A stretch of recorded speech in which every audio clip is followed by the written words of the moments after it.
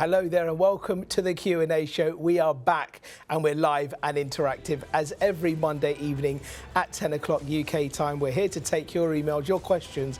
This program really is all about our viewers because we love the interaction. And joining me tonight on the Q&A show, all the way from Florida, US of A, we've got Dr. Grady McMurtry. How are we doing, Grady? We're doing great, sir, and you're looking well, I must say. Thank you so much, and so are you. Likewise, Grady. It's lovely to see you as always. You've been away over the last couple of weeks. What have you been up to, Grady? I was on a mission trip to South America. I was in Bolivia, Paraguay, and Brazil. And, of course, talking about creation science to places, particularly in Paraguay and Bolivia, that have never even heard about such a thing. Wow. So, very interesting. Because normally you do regular trips in the past to Russia. That's a little bit on hold now, but you've now opened up South America. Is that right? Well, yes, and I used to go to Russia twice a year. I'm contemplating going to South America twice a year, but I've been going once a year for over 20 years. But we're expanding out into more countries now, and we may go to 2 trips instead of 1. So it's interesting how the Lord's opening doors. And what does that consist of? What exactly do you get up to? Where do you go? Where do you talk? Is it live Q&A sessions, for example? What do you do? No, it's not live Q&A. I'm doing teaching sessions and I'm doing church services. And so, again, going to Paraguay for the very first time, I was also working with YWAM for a few days, teaching their students how to, in fact, use creation science in their witnessing. You know, YWAM, people that come in there as students, they vary in ages and they vary in educational background. We had people there who were both college educated and a few of them that were absolutely illiterate. Could not even read Spanish, could only speak it. Some could actually make the sounds of the Spanish language by looking at the writing, but weren't really reading it, if you'll follow me. And so showing them that there really is a scientific basis to support Christianity and not merely a faith issue alone was totally enlightening to them. So they'll have a tool. Once you've actually left them, how are they able to follow up or further their knowledge, for example, on your teachings that you gave them? Well, of course, there are materials that are available in Spanish, though not nearly as much as there is in other languages. Of course, in Brazil, I have my own websites in Portuguese as well as Russian and English. We have my books that are in Portuguese. If we have a success in the Spanish-speaking world down there, I may go ahead and get another edition of my Spanish book on creation. I did produce one 20 years ago, but the lack of success with getting into that market caused us to just let it go for the time. But we might resurrect it.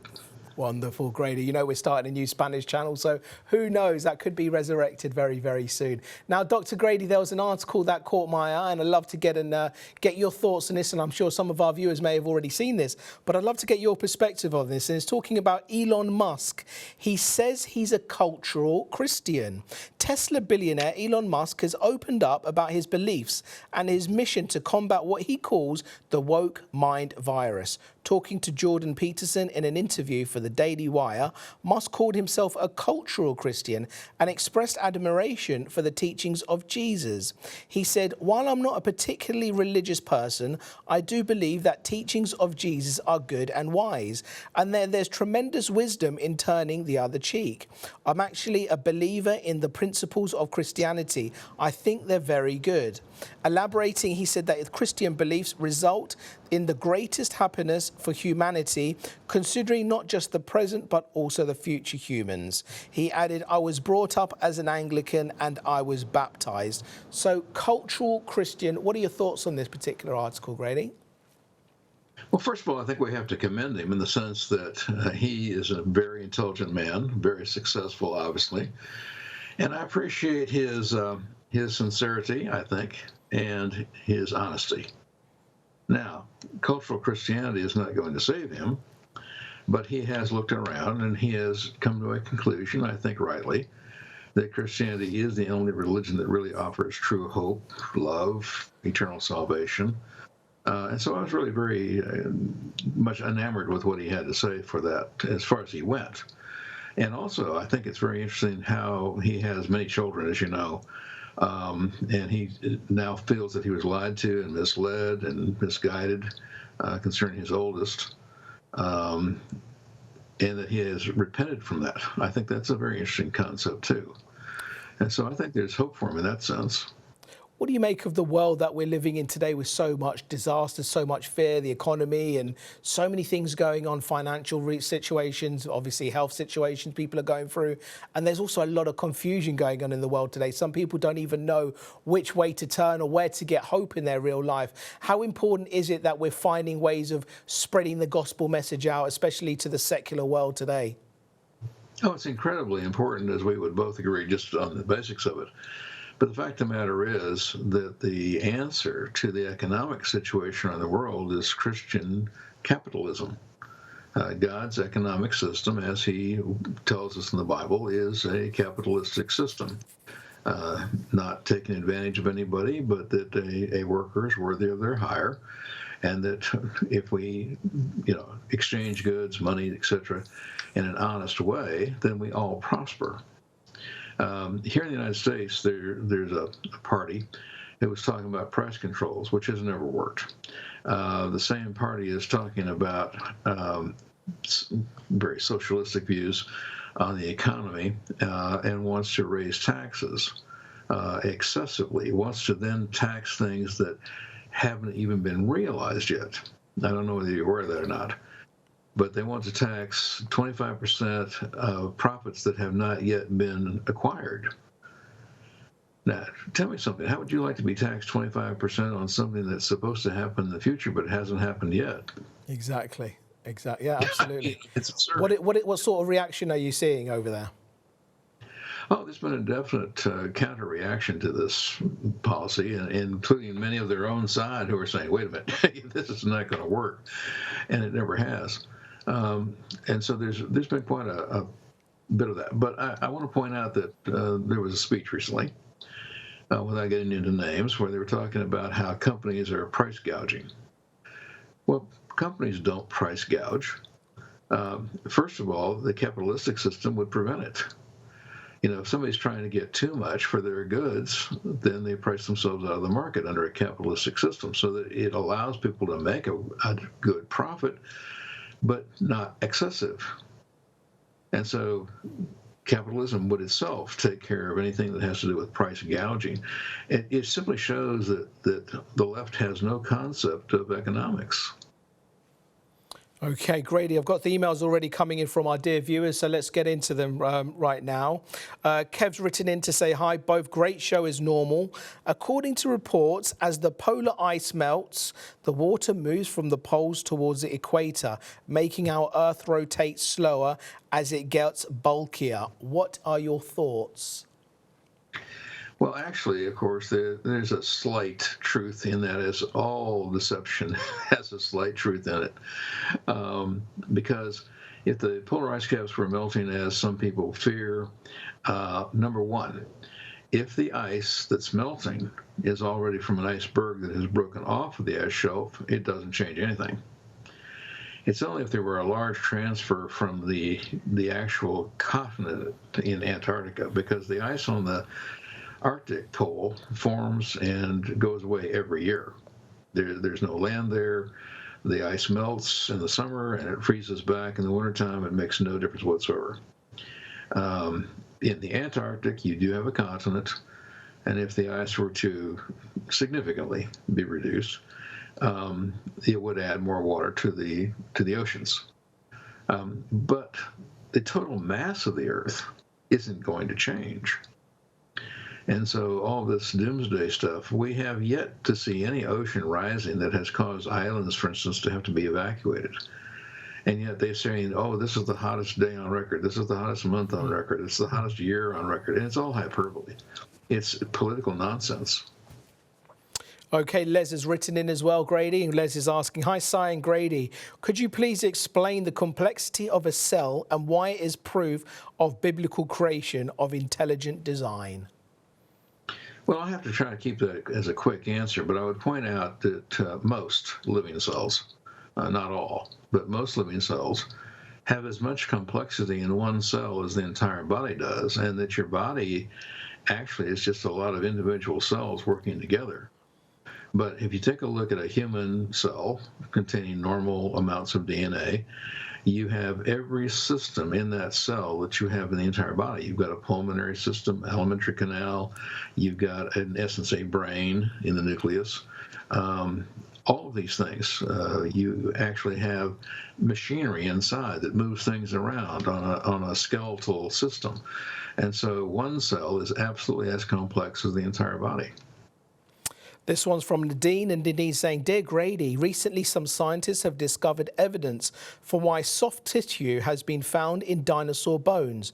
Apparently it could be because of the presence of particles of nano iron, which somehow acts as a powerful preservative. Have you come across this? I personally find it hard to believe. Also, do you think most dinosaurs were a result of DNA tampering before the flood? Thanks for your input, from Nadine. Oh, no, this is not DNA tampering. God made dinosaurs on day 6, the same day he made Adam and Eve. When you read your Bible translation, beasts of the earth or beasts of the field in the translation, that's a direct reference to dinosaurs. So no, God created dinosaurs as dinosaurs, and he created about 50 to 55 different kinds of them. That's not the issue. As far as the preservation of soft tissue, I have an article on my website at creationworldview.org about soft tissues that have been found, and in some cases as old as 500 million years, according to evolutionists. Now, of course, I completely and utterly disagree with that. I think they were buried 4,350 years ago in the flood of Noah. However, they are desperate to try to find out how in the world this material could possibly last for millions of years. We found material in 380 million-year-old armored fish. We found material from dinosaurs. All of this material. And the fact of the matter is, this concept of iron being the preservation material in the soil was debunked at least 15 to 20 years ago. That's very old thinking. And they are still looking for a really good reason as how this could be. Because without a preserving mechanism, material, of course, decays.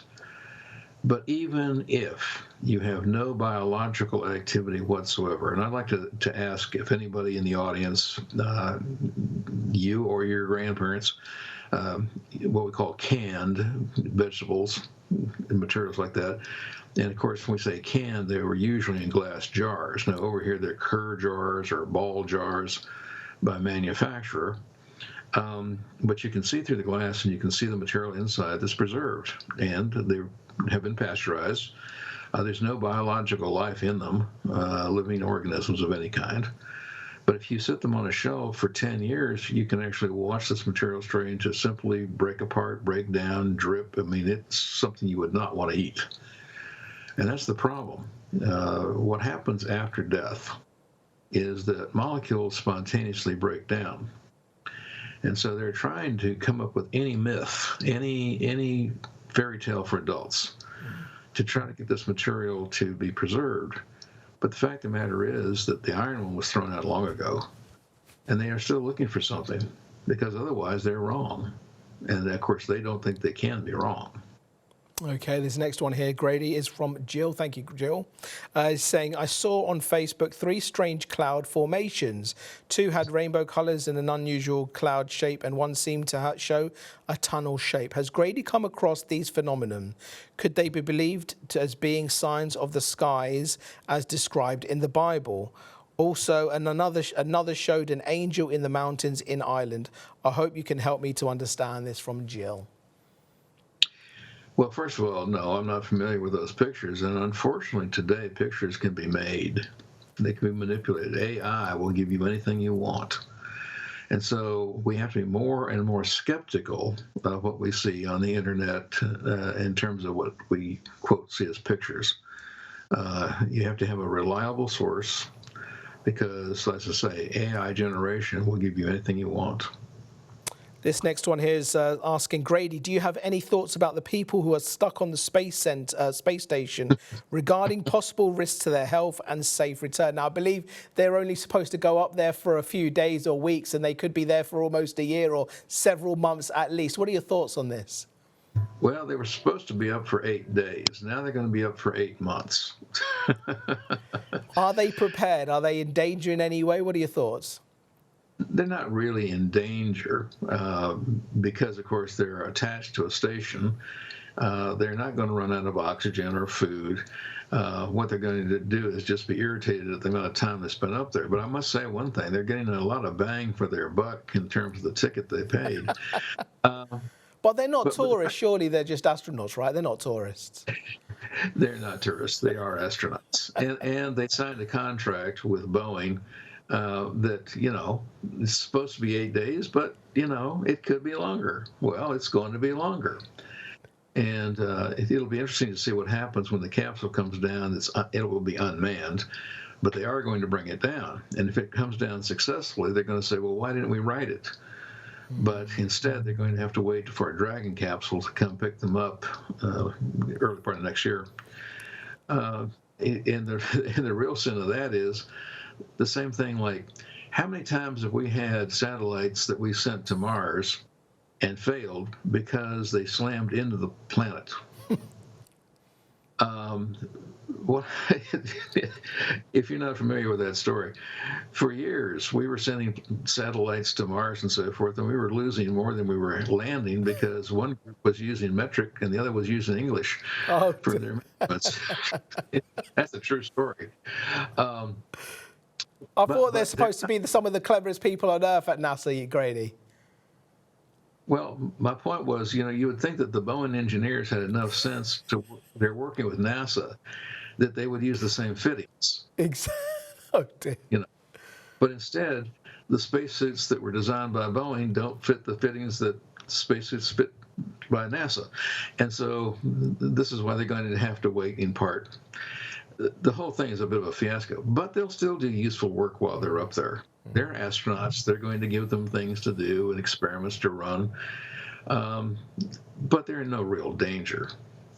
Susie's written in asking about Jericho and says, I've heard that archaeologists have found the oldest city in the world and say it is 8,000 years old. How can this be? And that is from Susie. Because, Susie, they are using evolutionary thinking, now applying it to the Bible and applying it to science. Of course, Jericho, actually, there's a sign at Jericho, and I can assure you I've seen it dozens of times, that says that it's 10,000 years old.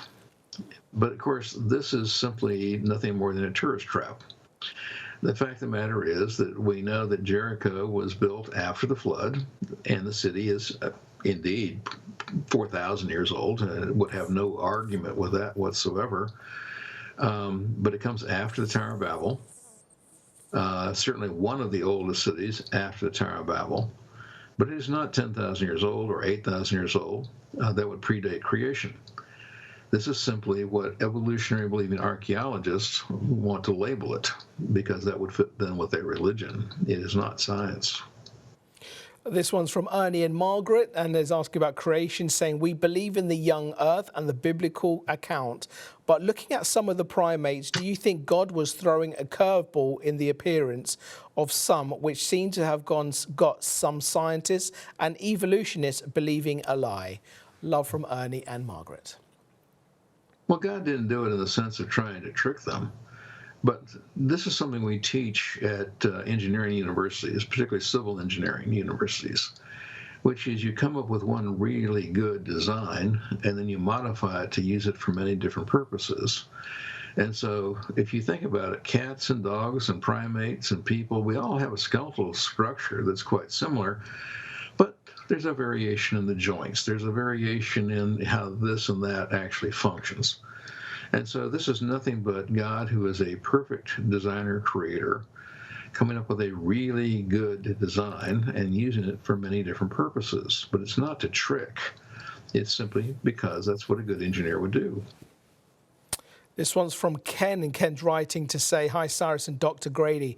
I'm a born-again Christian for 23 years and have also been a watch collector for a long time. Can you be a collector of anything and still be an active Christian, even though I don't put my hobby before Christ? My wife and I are street missionaries through singing Christian music for the last 18 years. Would like your thoughts on this, please. Thanking you, Ken and Paulette." What are your thoughts? Well, first of all, I have a collection of antique pocket watches myself and carry one every day, so I don't think that's a problem, do you? You know, everybody has a avocation. Everybody has hobbies. Everybody has things that kind of get their mind off of their work so that they can kind of free up their mind, because otherwise it would become terribly boring. Yeah. And so as long as it's not an obsession, I don't see any problem with that.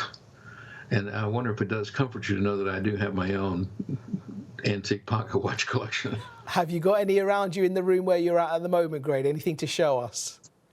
This is live TV. I'm wearing one right now, but it's not an antique. Because I don't like to wear my antiques out in public where there's the possibility of, maybe losing them or having them stolen, that kind of thing. But if you can see it. Yeah. Hold it up more close to the camera if you can.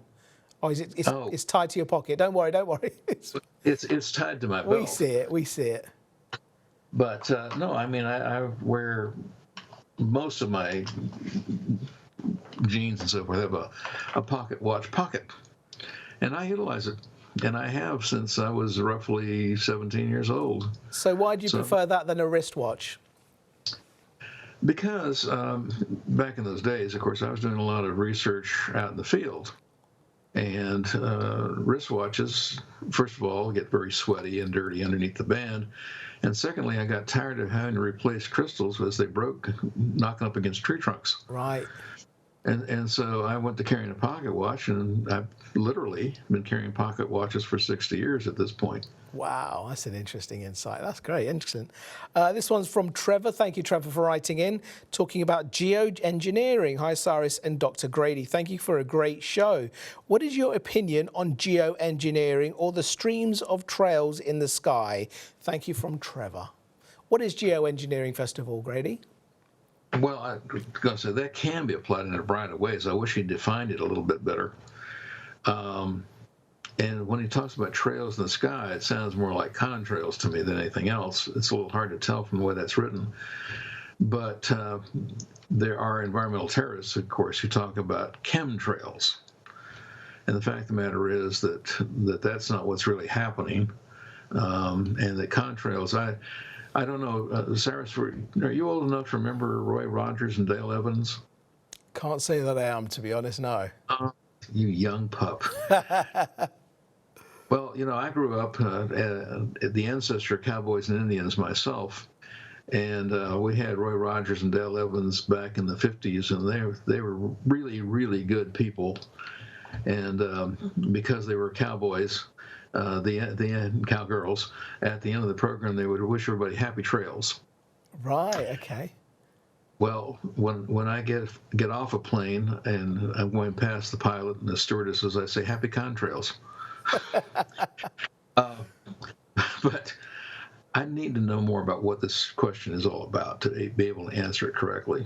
Okay, well, our dear viewer, if you want to write in and enlighten us and give us a little bit further information, and we'll certainly ask that to Dr. Grady. Jane has written in to say, a question for the Q&A show, please. Are the Seventh-day Adventist Christians? Thank you so much for this program. That's from Jane.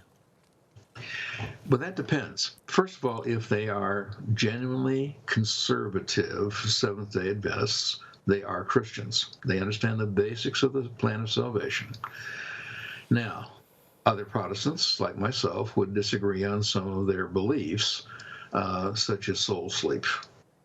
But a conservative Seventh-day Adventist can be and is a saved Christian.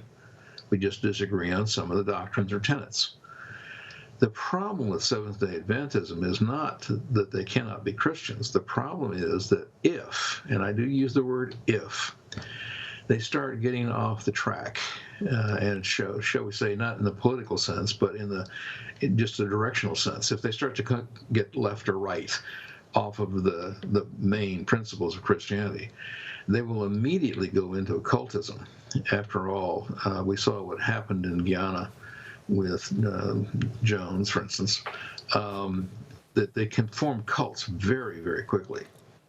And so a Seventh-day Adventist who is truly conservative can be and is a Christian, but must be very careful not to start going off into strange doctrines. Can you give our viewers an insight into the political situation in the US at the moment? Obviously, it's the presidential election. It was obviously Trump against Biden, and then Biden stood down, and Kamala Harris is now running this race. She seems to be gaining momentum. What is your insight into all the things that's going on in the US political world at the moment? Biden was in no physical or mental shape to be president, and he isn't in the shape to finish his term. And so it was a good thing that he did step down in that sense. However, he didn't step down. He was pushed off a cliff. I just wrote in my own newsletter, so I can quote myself and therefore cannot offend anybody. I find it very strange that suddenly the left today in the United States is running two committed Marxists, because that's what they are. Is it true that Nancy Pelosi gave a very strong phone call to Biden and asked him to stand down? Is there truth behind that? I didn't hear the phone call. That is, of course, the story that many are circulating. But whether it was a strong phone call or anything else, there were those in the Democratic leadership who, as I say, pushed him off a cliff. There's no question about that. What do you make out of Kamala Harris? What are your thoughts on her? Well, again, she's a committed Marxist. Most recently, of course, she won't give an interview, but most recently, and even at the time of accepting her nomination, she espoused economic principles that she was in favor of that are totally Marxist, and they have failed. Her running mate has been teaching a class to Chinese students in China, by TV, and he likes the Chinese communist economy. There's all kinds of things that are not rumors. These are proven things. Both of them are immoral persons. Pro-abortion? Even in their own lives. Kamala Harris, I don't know how far to take that, but nonetheless, she committed adultery to become Attorney General of California. Her husband, again, had a child out of wedlock with a nanny. Things like that, but they're also immoral and amoral when it comes to abortion. And frankly, their economic policies are going to get a lot of people killed. What is a Christian perspective in the US at the moment? Are they rooting for Trump even more so, or what are their thoughts, especially after the court hearings and everything else Trump has been going through, and obviously the way that the media have been trying to slant Trump in a certain angle? What are the Christians saying at the moment, Grady? Where do you think they're going to be voting? It's impossible to say right this second until the vote actually happens. Obviously, generally speaking, politicians are flawed in some way or another, just as you and I are flawed. Some of the flaws are far greater than others. And I find it impossible to believe that a Bible-believing Christian could vote for anybody on the left at this point in time. But unfortunately, there's the politics that has nothing to do with the brain. It has to do with the emotions. It doesn't have to do with the intellect. It's the emotions. And there are many who want a woman president, as they have several times in the past now, who, for whatever reason, have this emotional attachment to wanting to get Kamala elected. However, no genuinely Bible-believing Christian should, in fact, vote for the left. That's just a blanket statement. When we take a look at the principles of God and apply it to politics, as we should, think incrementally. Don't think about getting it all at one time, but think incrementally and keep working to the right as you go along. Tony's written in to say, asking a question about baptism, saying, good evening, Dr. Grady and Cyrus. Since baptism is a requirement for salvation today, or giving your life to Jesus and believing, then how did God receive those who couldn't be baptized, like in the Old Testament, or those before John the Baptist? Did these unbaptized individuals have to go through some process before being saved?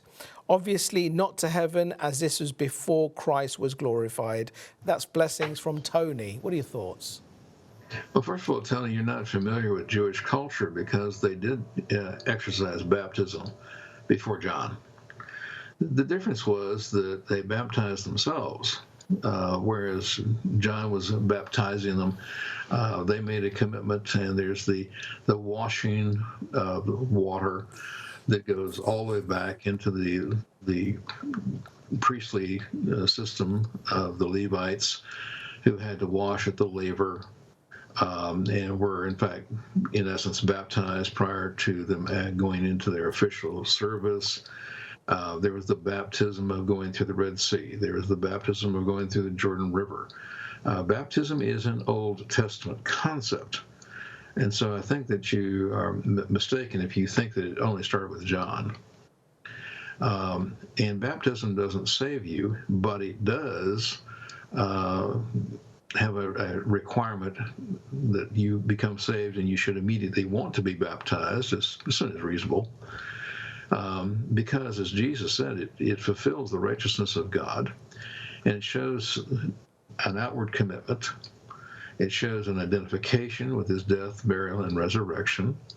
Baptism actually serves several things. And particularly if you think about the priesthood, it was the baptism that cleansed the exterior to make you exterior clean.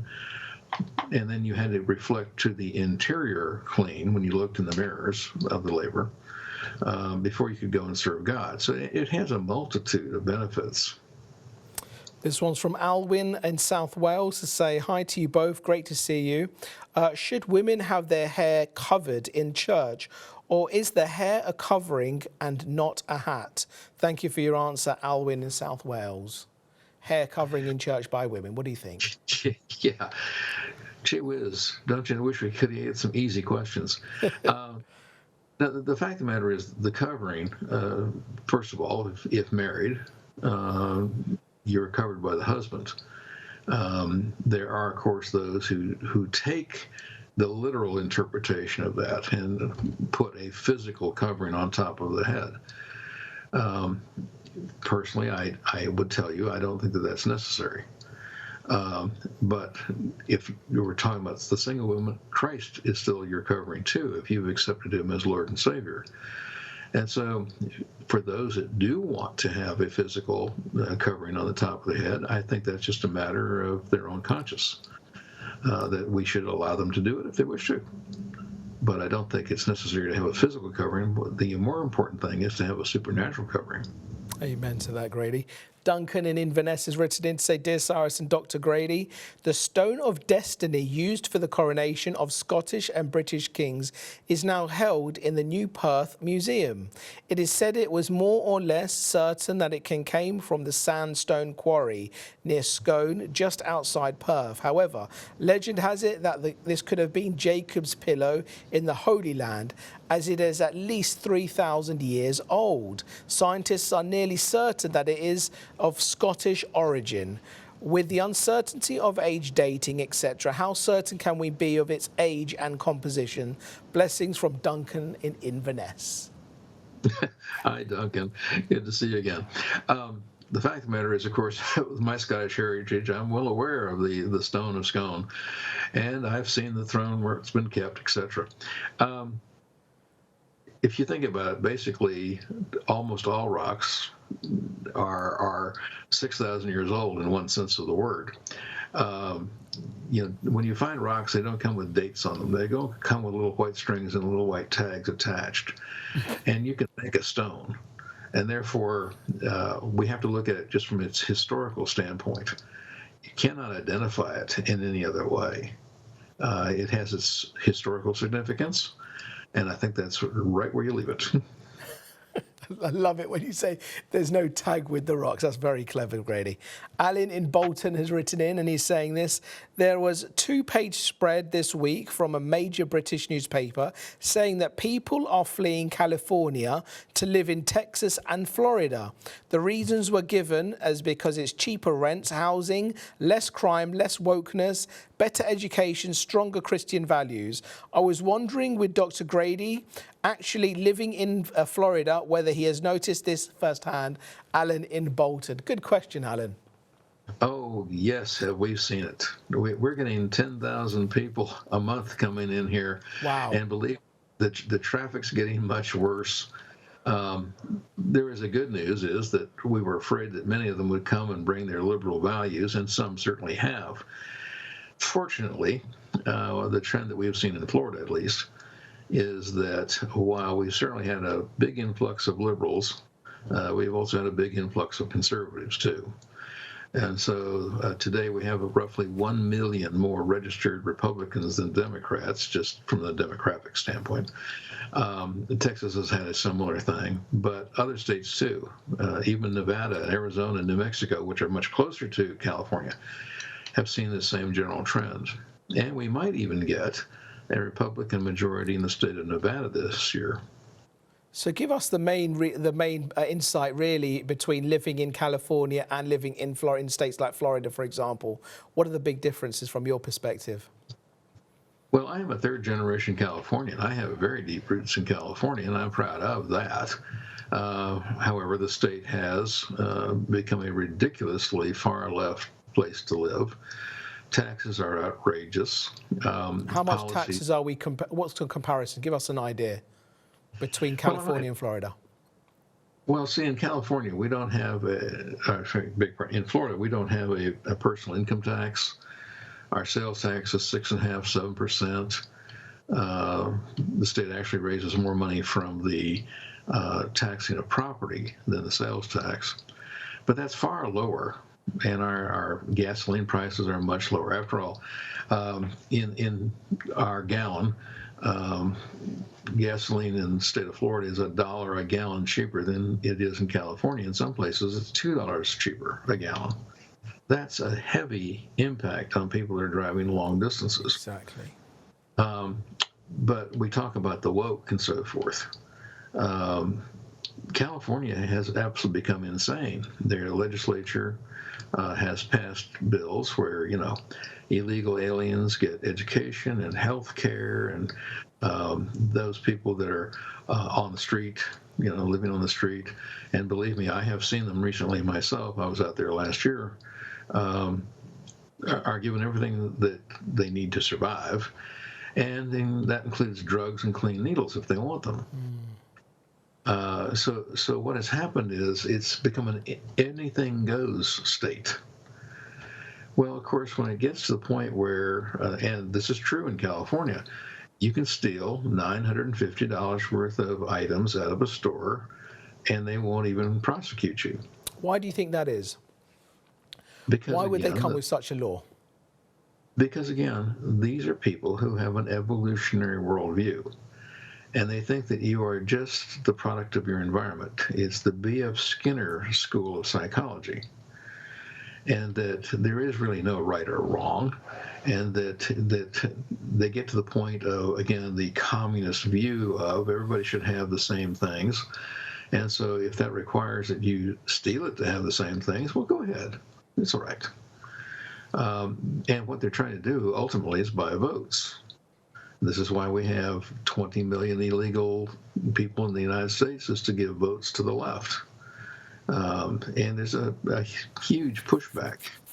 I wish I could see that happening in the UK. I wish I could see that happening in other parts of the world, in Europe. I mean, we look at the state of the UK at the moment, Grady, and it's a lawless society. I mean, it's crazy. People are just blatantly walking into shops and stores and just not even covering their faces, just taking things out, taking clothes and shoes and everything else, and simply just walking out like normal. There's not enough police on the streets. Obviously, there's a lot of financial situations that the UK is going through at the moment with policing and everything else, NHS and healthcare and everything like that as well. And it is a lawless society that we're seeing, and clearly California is running in a similar kind of direction. and it's much worse. I can say that, at least from the viewpoint of those of us who are conservatives, we take a look at this and we're in a state of shock to see it actually happening in the UK, but we're in a state of shock seeing it happen here. But the word lawlessness, that is the key. Because when you have a society that doesn't have the Bible, where you don't have the laws of God, and you don't inculcate them in your own life. And remember that Theodosius II made everybody in the empire a Christian because he thought that was the way to stop people stealing things. Because he looked around his empire and he said the Christians are the only one that obeys the laws. Well, when you don't have a Christian foundation, then you will automatically turn into anarchy and lawlessness. And that's because they don't think there's a God. They think that you're simply nothing but a thinking animal. And if it were true, and it is not, but if survival of the fittest and natural selection were true, and they are not true in nature, but if they were true, as evolutionists say, then theoretically I have the right to take anything if I'm strong enough to take it away from you. One of our viewers has written in to say they watched a program the other day and said that in California, because of the water extraction, the land in places had dropped 60 feet. And also cities with a mass of buildings is causing the land to sink. Any ideas, any thoughts? Well, I've not heard of anybody sinking 60 feet, in California. I would say that, particularly in southern Louisiana, which is swamp to start with, the extraction of water has caused some of the land to go down. The water didn't go up, the land went down from extraction and extraction of oil. But of course, we realized that that's what was happening, and we've taken measures to fight that. I am not aware of it happening other than a particularly tiny locale where that may have happened in California. Again, they had laws change decades ago in California. And so I'm not aware of that happening there at the moment. Dave's written in to say, hi to you both. When the flood came, it lasted many days.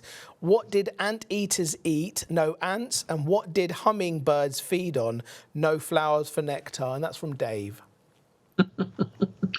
Well, Dave, that's not a bad question. We haven't had that one. These animals were on the ark. Anteaters were on the ark. Birds were on the ark because birds, mammals on dry land, reptiles on dry land, were what were inside the ark, what God sent to be preserved. However, insects were not intentionally sent. This is true. The thing that people forget is that before the flood, everything was vegetarian, and that in 100 years, of building the ark and storing the materials that they would need, the flood lasted a total of 370 days from the day they would close the door to the day they opened the door. They had stored away this food for them. And so while you want to apply things today to before the flood, you shouldn't. Even anteaters, things that you think of, lions, we know that they were vegetarians before the flood. And so the materials had been set aside for them, and nectar could just as easily have been set aside too. Now, I was not on the ark. I don't know exactly how they did that. I know how they built it. I have a lot of ideas about the structure itself. But the acquisition of stores was sufficient for a 1-year voyage. Lawrence has written in to say, good evening, gents. Just wondering if Grady has read publications by Stephen Meyer. He says, really good stuff for me, except that he seems to believe in an old earth. So, Stephen Meyer, are you familiar with him, Grady? Yes, he's with Discovery Institute. And again, you're spot on with your analysis. He is part of the Intelligent Design Movement, or IDM by initials. He has, and his fellows with him, have excellent arguments how evolution could not possibly be true. And I'm talking from a biological standpoint. And so I commend him for that. Unfortunately, almost every person who's in the intelligent design movement also believes in an old earth, and I wish they wouldn't. I have said on the program before, I wouldn't spend one nickel fighting those people because they have excellent arguments that refute evolution biologically. But they are not us, and they are not trying to get people saved. They're just trying to make academic arguments about the complexity of biology, showing that there has to be a creator God. So they're creationist in the sense of showing complexity has to have a creator, but they don't believe the Bible. They don't believe in a young earth. Can I ask you a question? What are your thoughts on the latest developments that's taking place now in Israel, in Lebanon, with Hezbollah, etc.? What are your thoughts? Give us an insight from your perspective. It's ruining my trips to Israel. The fact of the matter is, of course, this is a war that is spiritual. It doesn't matter what happens. There will be times of peace, and there's going to be times of war, but there will never be any long-term peace in that area because it is part of the long war against God. Those that are of faiths other than Judaism and Christianity are going to fight those that are Christians and Jews, period. Their religion requires that they kill and murder non-believers, whereas we believe that you should love and attempt to change them to believe in the Christian God. But that's not what they're after. That's not what their God tells them to do. And there will always be conflict because of that. What do you make out of the anti-Israel rhetoric that we see in our media today? What are the US media? How do they report Israel? Are Israel the victims or Israel the perpetrators and killing innocent lives in Gaza? What do you see? Well, it is very unfortunate because Christians fail to maintain control of the education system in the United States. And the seeds of our destruction were sown 200 years ago. And we're reaping that harvest of not having sown the right seeds. And so the media today are very leftist and they're pro-Palestinian. But we have what I will call useful idiots, the communist term, who are espousing the Palestinian side as being righteous, and they are not righteous at all. After all, you go back to last October, they're the ones who crossed the border and killed people and kidnapped people. Brutally killed people, yeah. And I just don't know how brutally you want to say it on air, babies in microwaves. But the fact of the matter is, this is part of their blood cult, and that's really what it is. And it's a religion of death. And in essence, there's a satanic background here of Satan's long war against God since the time of the creation week. We see here genuine evil. The fact of the matter is that the Jews and the Christians would be very happy to have a peace, but we're not allowed to. And if we're not allowed to have peace, we must then resist. What do you see of the increase in Islam throughout the Western world as well, and even in the United Kingdom? And obviously some of the governmental positions and some of the politicians are feeling that pressure from the supporters from the Islamic community, and hence possibly why they're actually supporting Gaza and they're anti-Israel as well. What are your perspective on that? Again, I'm just absolutely shocked to see what's going on in England and in the EU with the allowing of all these countries, and that includes us and Canada, South America and Africa. I wanted to include them that are being overrun by the immigration instead of warfare. Islam used to be spread by the sword, and of course it still is. But they also found out that immigration was a great way to take over. And what they do is they have a three-part plan. They immigrate and become established and keep a very low profile. Then as their numbers increase, they start to get into the political process, start getting representatives, as we have here in the United States, as you have in the UK. But once their numbers become great enough, then they take over completely. And so it's a three-step process. It's well documented. I'm not unique with it. And I just am shocked. What happened to Christian England? What happened to Christian Europe? what happened to Fortress Europe when it comes to Christianity? We stopped them 500 years ago in several battles, in Spain, naval battles in Kosovo, and so on. We stopped them. But now we're capitulating. This is not what God wants us to do. This next one here is from Les saying, what is the difference between an asteroid and a comet? And why are we not aware of the movement on the Earth's rotation and orbit? So difference between an asteroid and a comet, first of all, please, Grady.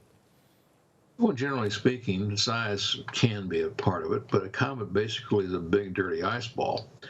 And because it's melting due to the heat of the sun and the water refreezes, that's why you have ice particles following and rock particles following, which is what causes meteorites to burn up in the atmosphere. But basically, they're big, dirty ice balls. Asteroids tend to be hard rock. However, there are different kinds, and some of them are loose conglomerates, and some of them are very hard conglomerate. But size can be a big factor in the difference. But primarily, comets are big, dirty ice balls, and asteroids tend to be basically rock. Les has also asked, why are we not aware of the movement of the Earth's rotation and orbit? I don't quite follow that in the sense that I'm not quite sure if they're talking about why don't I feel the Earth spinning below me? Well, there's a good reason, I suppose. The diameter is slightly less than 8,000 miles. And so gravity holds you in one spot, and you don't feel it at all when you compare sizes, angles, velocities, the atmosphere coming along with the Earth. You would have no reason to really feel it. I certainly have never felt it myself. As far as the orb itself, again, these things we're dealing with things that are so big and so complex that, sorry about that. It's live TV. It's live TV. You should have answered it live, Grady. We could have asked them a question. I don't think so. But again, when you're dealing with things like, the Earth's rotating roughly 25,000 miles around and roughly rotating in 24 hours, you're simply not going to feel it. It's a good thing, too, actually. Let's say in the UK, and I couldn't give you an official number on that. I hadn't looked it up. But in the UK, you're probably traveling something in the areas of, I'm going to guess, 600 miles an hour, close to the speed of sound. But you don't feel it. And it's a good thing you're not feeling the friction, isn't it? Interesting, very interesting indeed. Dory's written in to say, hi to you both. Dr. Grady, a few weeks ago on YouTube, a spokesman for the Met Office admitted that they were modifying the weather by sending aerosols into lower clouds to reflect the sun away from the Earth. This was immediately followed by a report that said, of course, we're not doing it in the UK. Comments, please. And that is Shalom from Dory. What are your thoughts? Well, there's a lot of environmentalists who are trying to do a lot of things. We had a program, what was it? Several weeks ago now, Yeah. where we talked about seeding clouds for rain. Exactly. Yep. But then, of course, there are those environmentalist terrorists who want to reflect light back into outer space to, quote, cool the Earth. Well, I can assure you, there's been some really fantastic plans for trying to shade the Earth and cool it, but it's the wrong thing to do. God's in charge of the weather. There's roughly 36 verses in the Bible. I would point out Genesis 8:22, Amos 4:7, just as starters, that God's in charge of the weather. There's nothing we can do to change it. He uses it to bless and to chastise people. And so let God be God and let him take care of the weather. There's a lot of other things that we can do that we ought to be doing. This next one here, it says, the flood caused the fossils, oil, gas, etc. And as the Bible says, the valleys dropped and the mountains rose, leaving dry land and seas. It was all a major upheaval beyond our imagination. Is this why so many people have a problem of belief?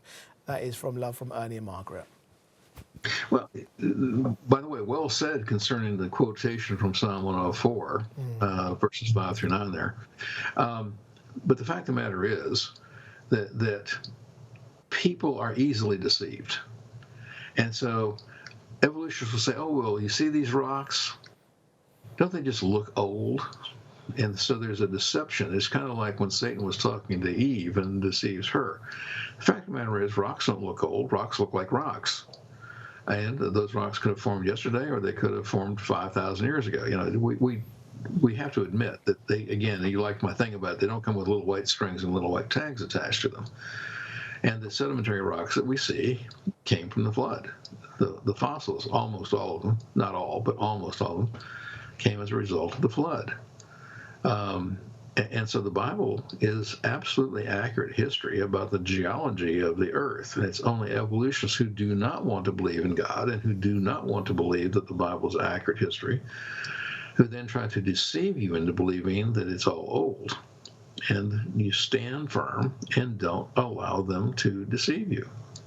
At the beginning of the program, we talked about Elon Musk, who says he's a cultural Christian. In your opinion, in my opinion, we need to evangelize and get the gospel out there. What are the creative ways that we could do? Or what advice can we give to our viewers tonight in the way of spreading the gospel message or telling people about Jesus Christ? Give us an insight. Well, God has given us a tremendous tool with electricity and electronics. And so there are many things that you can do. Now, I don't think you can ever surpass personal, individual witnessing, that we are called to individually talk to our family, talk to our neighbors, talk to our schoolmates, talk to our workmates about Christ. But you can't talk to everybody, and you can use electronics. We have many social media ways, and certainly Revelation is an excellent example of that, and I want to commend them for their efforts. But there are many electronic ways, even if it's just by emails, even if it's in your social media accounts. Keep pressing the point. Do not allow yourself to be dismayed. Do not allow yourself to be held back, because God says, if you deny me, I'll deny you. I think that ought to be enough incentive. Dr. Grady McMurtry, I want to say a huge thank you as always. Encourage our viewers, check out Grady's website, creationworldview.org. Thank you so much as always, Dr. Grady. We love you dearly and stay safe. Bye-bye. Bye now. Thank you so much also to our viewers, and thank you for all your interaction this evening. Don't forget the Q&A show is here every Monday evening. This program is also available on our video on demand. Just go onto our website, revelationtv.com/videos, and you can share this program with your friends and family. Whatever you do in life, connect with Jesus Christ. Get close to him. He'll give you the peace and he'll give you the light. In Jesus' name, I pray that for you. Amen. Bye-bye.